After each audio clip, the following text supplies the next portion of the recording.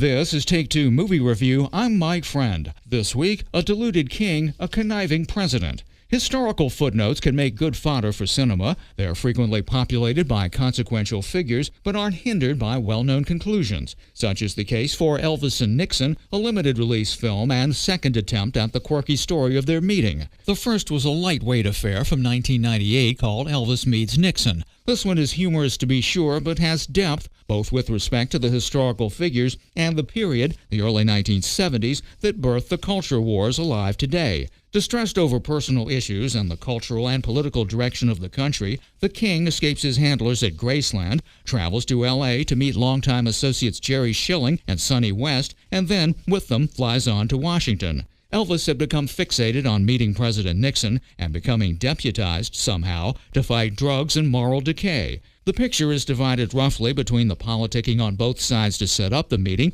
and the meeting itself. Elvis is played by the terribly underrated Michael Shannon, who darkly juxtaposes the character's arrogance and ignorance with his sensitivity, commitment, and vulnerability.